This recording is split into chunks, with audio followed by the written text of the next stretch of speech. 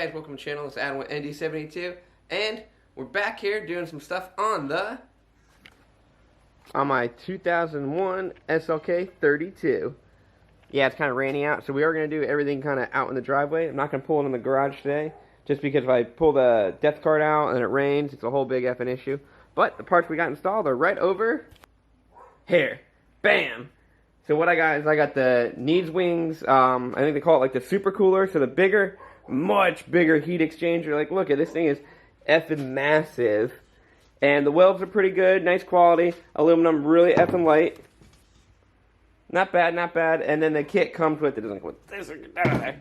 So the kit comes with the hoses for it, zip ties, all the padding, basically everything you need to install it. And I didn't get the split cooling system stuff. They have like all these other like little add-ons you get for it, but this is basically the base kit that you could get. Not bad, not bad. It comes with its own little radiator hose, so you can make it when you do actually split it. You could actually fill it. It comes with basically petcots and all that stuff to drain it. It's supposed to be almost straight up bolt up. I might have to do a little bit modifications. We'll see how that goes. And then also what I did is I got, this is pretty standard mod. It's the upgraded Bosch. Come on, focus, focus, focus. I don't know if it's going to focus, but yeah, the 010 pump. So this one should be, these are for like E55s and stuff. So this definitely should flow a lot more than the factory one. And I'm not even sure if my factory one works properly because they do go bad. So I'm just going to throw this in there. These are like $100 off Amazon. And this came, the reason I got this one off Amazon because it was here within like 2 hours. And that was really quick and nice. Also what I got for the car, what we're going to do today, bam. We're going to relocate the power steering, because if you guys remember, so when I did the intake and everything like that, the power steering cooler is basically back there, and it's just a pipe. It's nothing really cool. So we're going to throw this setup on here, and I have used this on my death cart, and this kit, they're pretty inexpensive. I think it was $30. I'll throw a link below. But this also comes with a cool little mini cooler, because you don't need that big for power steering. It comes with line fittings, everything you have to need. And I did put this on the death card already, so that's why I like it. Let's get some light on in here. Boom. So if you can see the death cart, I snuck it right there. So it tucks, like, basically perfect.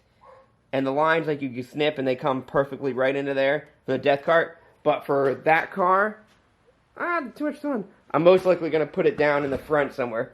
But with the death cart, I didn't do that, because I kind of like the whole front grille thing like that. Or the radiator, I think that looks pretty cool. I'm definitely going to put like an ND72 logo on there. But not bad, not bad. So that's the plan for this today. So we're going to start knocking it out. We're going to try to show you step by step of how to do it. Alright, so after you get the car in the air a little bit, there's two 10 mils that are like right here. And right here, you got to start taking the bumper off. And then you undo the fender liner right there, which are a series of 10s. And then you can start getting this bracket right up in there. Take that off and swing it off. And also when you got this time, start undoing the fog lights and the turn signal and stuff. And side note, that ain't supposed to be there. I'm going to have to relocate that soon. But we're going to do to each side. And also, I'm going to be ripping off those stupid Houghton anti-brake covers now. So this will be gone. I don't think anyone wants it. It's going to be in trash within like 5 minutes of this video being posted. So after you do those, you got to take off the little skid shield underneath, which are 8 mils, and then, yeah, I think there's 2 more, but this bumper's been taken off so many times. Let me for a picture unplug everything though.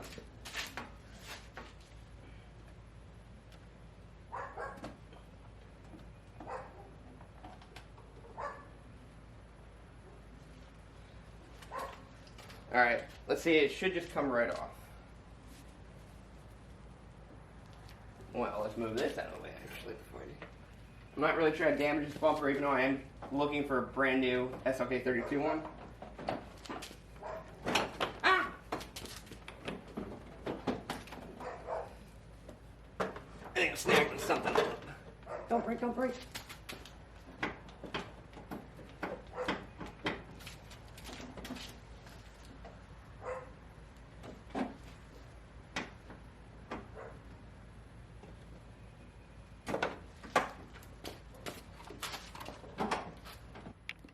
So we got the front bumper off. I don't know if it was supposed to be this, but for whatever reason, the headlight had to come out because there was this bracket that was threaded into the bumper, but there's no way to like get it to hootenanny out. I don't know if the previous person just effed it up like that, but let's say bumper's off, it's out. I think actually mine was supposed to have 2 more bolts right here, but I couldn't tell you because mine didn't have it, and clearly this was in the front bumper was cracked when the original owner had it, so he put that other bumper on. So you never really know what someone did. But also I took off the front air intakes. That way I could get to, this is the power steering line I was talking to you about. It's already loosened up. And this is actually where the other intercooler pump is. See how teeny that is? I'll pull it out and compare them both. But yeah, and this is the factory heat exchanger right here. So we're going to rip this off, and I might do the same front end mod that I did to the CLKs and remove some stuff over here and drop some LBs off the nose. We'll see, but not bad. So my system's mainly water right now because I was doing some other stuff to it, so I'm just going to dump on the floor. But the first thing I'm going to do is undo the lines. It's the factory one, just with some FM vice grips. Hold on, let me loosen these up a little bit so I can grab it. Yeah, that's a nice little easy way to do it. You break that. There you go. Slide that right down there. And then hopefully this will come right off. I'm not squeezing with the vice grips, I'm just using it to twist and pull. And then you'll see crap start coming out. You could definitely empty this out another way, but this is just dumping it right here. It's pouring rain in right now. I also got the cap up top off. So this should drain the whole cooling system.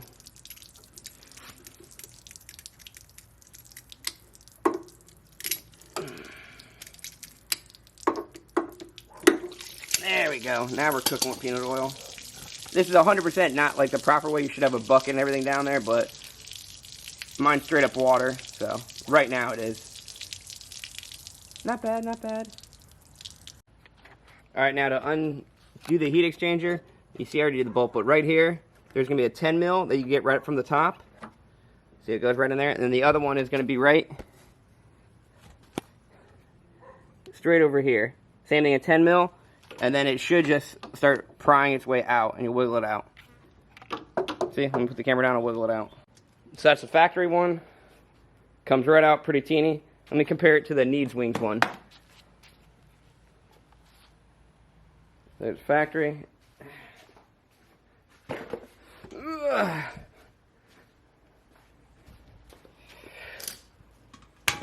You could just see a huge effort difference. And also now you don't have any plastic end tanks. You got all aluminum end tanks. And so much bigger. For width, not too much bigger, but just like overall like area of cooling night and effing day. So we're gonna throw that on there. Just mock it up real quick. All right, we got it kind of mocked up right now. So if you see, it literally fits perfectly snug, like right in between the brackets where the last one is, and nothing like even slapped it down. But it's pretty stout up top still. You know what I mean? Not bad. You got enough room for the cap over here, and if you still have AC, it'll fit your AC and everything. This, we're going to do something really custom and special, which I don't recommend, but I'll show you that later. But for right now, what we're going to do is get rid of this teeny little pump, or some people would say paquito. Okay, so to remove this, same thing, you just undo the 2 lines. Pretty self-explanatory. Now, my setup's going to be a little bit different, because it looks like at one point someone threw hardware like this on there, which I highly doubt that's what everyone else has. So, there's the other one. So I'm going to take these off, undo the plug in the back, which I already did, and then pull it out. Alright guys, so we got the intercooler in. You got little paddings that they give you, and you got to put them in between the metal. I don't know if, I think I forgot to actually videotape it, but they literally just, it's kind of hard to F them up. This really only fits one way. And then you get some of their zip ties that they give you, and then you mount it, and it's pretty effing sturdy on there. It ain't moving. And make sure when you do position it, it's kind of hard to F this up, but make sure you still could actually get the cap on and off. See how I get mine on and off? Now also what I did is I did a couple things that no one else was really going to do. I've just done it on all the cars. I removed that piece of the front right there of the frame. I've done it on almost all my cars. It drops about 10 pounds off the nose, and then I weld up this 1/8 inch steel, and I've lifted cars from these, which I don't ever recommend that. But I just like it because it gives you more room, it takes weight off, and it lets you do a couple more things. And then, so how you're supposed to route it, when you do the lines, they go from here and then it'll drip down, and then it'll run along your frame. So mine's a little bit different. So what I did is, this piece is actually from when you do the split cooling system. It's from the bottom of the tank down there. So all I did was cut it, put a fitting in there. I don't know if you can even see. See that yellow little fitting I just got at Lowe's? And then that's just temporary. I'm just doing it for testing. And then it'll sneak right up there, and you won't even see this pipe. So how I built mine was it'll go right under the frame. So I got the zip ties there. But if you don't do this, I wouldn't recommend anyone doing it. NeedsWing doesn't recommend you do it. I just do it because I drop LBs, and you'll never see this with the bumper on. But normally when you have your other bar here, you do the same thing, just you would run it across here. You'll still never see it, and you zip tie it up with the zip ties they gave you, and then you keep going. Alright, got my hose all routed. You can see how, like I said, I did that little bend over there. I got it in to go into my pump. And yes, the same way you guys noticed, that it's still the factory size pump. I did not install this one yet, because the issue I had, the one I off-ordered on Amazon, the plug is different. So I had to reorder a new plug to actually plug into there. But not bad. I filled it up really quick, just looking for leaks and all that stuff, and you can see a little bubbling right there. I'm going to have to add some more. It's already like pushing out a lot of bubbles and all that stuff. You're supposed to be able to bleed it through this screw too, but I'm just doing it through there just so I can keep adding more water. And yes, it is a little inconvenient to add water at this angle. You literally just need to get like a funnel and do it. I was thinking about cutting this out soon, but I don't know yet, and then that way I have a little bit more access. But eventually I'm going to do a water tank in the back, so this will just be for bleeding. But not bad. I don't know if you can even hear the pump right now. Very quiet. I got it going. This thing is pretty fucking sturdy. Looking for leaks. I think I might have a little leak here. Let me check to tighten that. It might just be water that was everywhere and just dripping down. I'm going to let it run for a little bit and then fire up the car. And as you see, I got the bumper just kind of put in a little bit. Geez, like this thing fits so perfectly. I got my little cooler down there too that I put on. And one thing I do want to kind of show you. So the issue I was having, I remember last when you saw that I put these on, they were such a tight fit and they fit perfectly. But then I noticed that I had a little, I don't know if you see, but I had a little nick in the hood. So I just went and downgraded to these a little bit smaller filters, and you can just see like the height difference on them. So that's going to make my hood and everything clear a lot better, and I won't have any more little marks on there, just because I had them like perfectly fit. So now I just dropped down to these. It shouldn't hurt really anything performance-wise, just going to give me more room.